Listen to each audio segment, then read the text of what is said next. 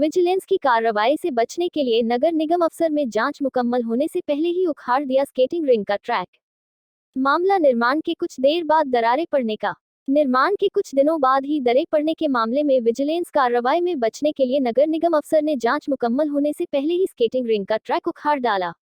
ये बताना उचित होगा कि नगर निगम द्वारा खिलाड़ियों की सुविधा के सराभा नगर स्थित स्केटिंग रिंग पर करीब 98 लाख रुपए की लागत से ट्रैक के जिस निर्माण को किया गया उसे पर कुछ समय के भीतर ही दरारें पड़ गई। हालांकि नगर निगम के B&R विभाग के उच्च अफसर द्वारा ठेकेदार के नाम पर रुपए के नाम पर खानापूर्ति करवाने की कोशिश की गई। इसकी वजह से प्रैक्टिस करने वाले खिलाड़ियों की परेशानी और बढ़ गई। यह मामला मीडिया की सुर्खियों में आने के बाद विजिलेंस विभाग की तरफ से जांच शुरू कर दी, जिसके द्वारा टेक्निकल टीम के साथ साइट में चेकिंग करने के बाद कमिश्नर को एक पत्र जारी करके रिकॉर्ड मांगा गया, जिसे लेकर होने वाली किसी भी तरह की कार्रवाई से बचने के लिए जॉन डी के अफसर द्वारा ठेकेदार ने आनंद पनन में स्केटिंग रिंग का ट्रैक उखाड़ डाला। इसके लिए ठेकेदार द्वारा अपने खर्च पर सिरे से ट्रैक बिछाने का हवाला दिया जा रहा है, लेकिन इस सवाल का किसी के पास जवाब नहीं है कि जांच मुकम्मल होने से पहले स्केटिंग रिंग का ट्रैक उखाड़ने के लिए विजिलेंस से मंजूरी ली गई है या नहीं। सारा ठेका 98 लाख रुपए का था, जबकि ठेकेदार को 70 लाख रुपए के करीब रिलीज हो चुके हैं। दूसरी तरफ जॉन डी की B&R ब्रांच के अफसर की भूमिका यह है कि दिसंबर 2021 के दौरान जारी वर्क ऑर्डर में काम को पूरा करने के लिए 5 महीने की डेडलाइन फिक्स होने के बाद अब तक काम पूरा न होने को लेकर ठेकेदार को नोटिस जारी करने की कार्रवाई की गई है और नए ट्रैक में दरारें पड़ने के बावजूद कथित मिली भगत के चलते करीब 70 लाख की पेमेंट रिलीज कर दी गई है।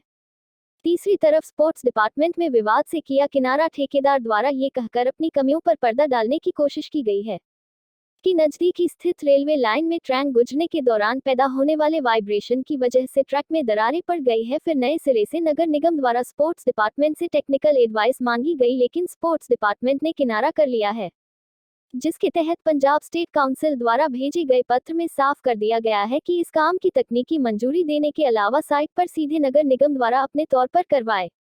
अब देखना यह है कि इसमें भी और के अधिकारियों के अलावा क्या नगर निगम लुधियाना में कमिश्नर तौर पर काम कर रहे सेना अग्रवाल भी इस मामले में शामिल है।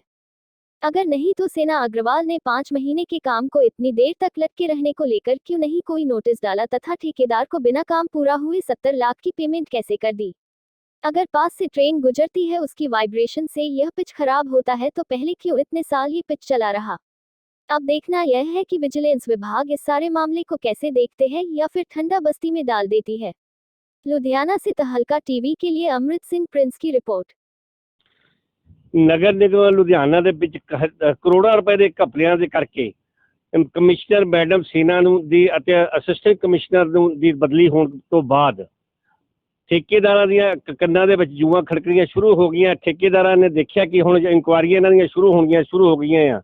ਇਸ ਕਰਕੇ ਨਵੇਂ ਕਮਿਸ਼ਨਰ ਨੇ ਜਦ ਹੁਣ ਇਨਕੁਆਰੀਆਂ ਲਾਉਣ ਦੀ ਸ਼ੁਰੂਆਤ ਕੀਤੀ ਆ ਤਾਂ ਉਸ ਤੋਂ ਪਹਿਲਾਂ ਹੀ ਠੇਕੇਦਾਰ ਨੇ ਕੀ ਕੀਤਾ, ਆਹ ਸਟੇਡੀਅਮ 80 ਲੱਖ ਰੁਪਇਆ ਇਸ ਸਟੇਡੀਅਮ ਤੋਂ ਲੈ ਚੁੱਕਾ ਗਿਆ। ਠੇਕੇਦਾਰ 80 ਲੱਖ ਰੁਪਇਆ ਇਸ ਸਟੇਡੀਅਮ ਤੋਂ ਲੈ ਕੇ ਇਸ ਨੂੰ ਜਿਹੜਾ ਛੋਟਾ ਮੋਟਾ ਜਿਹੜਾ ਪੇਂਟ ਸ਼ੇਡ ਕਰਕੇ ਮਾੜੀ ਮੋਟੀ ਰਬੜ ਲਾ ਕੇ ਇਹਨੂੰ ਜਿਹੜਾ ਬਣਾ ਦਿੱਤਾ ਗਿਆ ਸੀ।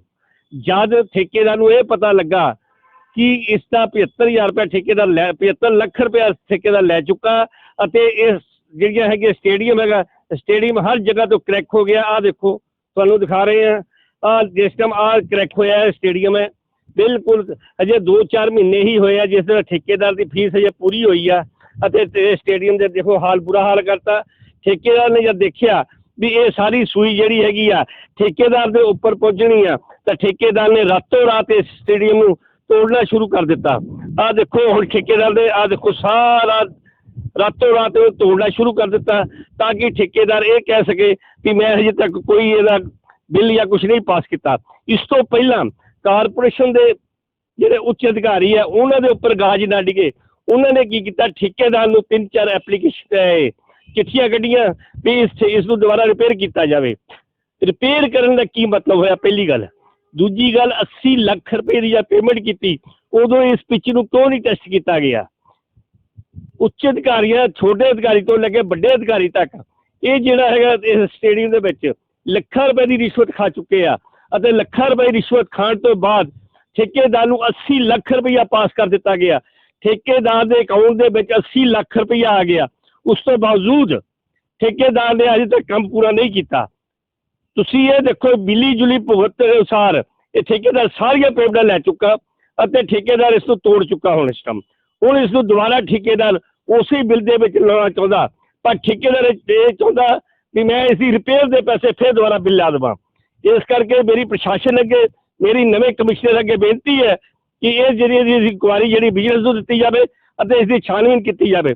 ਸੀਨਾ ਅਗਰਵਾਲ ਜਿਸ ਦੇ 2 ਘਪਲਿਆਂ 'ਚ, ਸੀਨਾ ਅਗਰਵਾਲ ਕਮਿਸ਼ਨਰ ਜਿਸ ਦੇ 2 ਅਤੇ ਅਸਿਸਟੈਂਟ ਕਮਿਸ਼ਨਰ ਜਿਸ ਦੇ 2 ਬਿੱਲਾਂ ਦੇ ਘਪਲੇ, ਜਿਹੜੇ 2 ਟੈਂਡਰ ਘਪਲੇ 'ਚ 2.5 ਕਰੋੜ ਰੁਪਈਆ ਦਾ ਘਪਲਾ ਸੀਗਾ ਇੱਕ ਟੈਂਡਰ ਦਾ, ਦੋਵਾਂ ਦਾ 4-5 ਕਰੋੜ ਰੁਪਏ ਦਾ ਘਪਲਾ ਸੀ।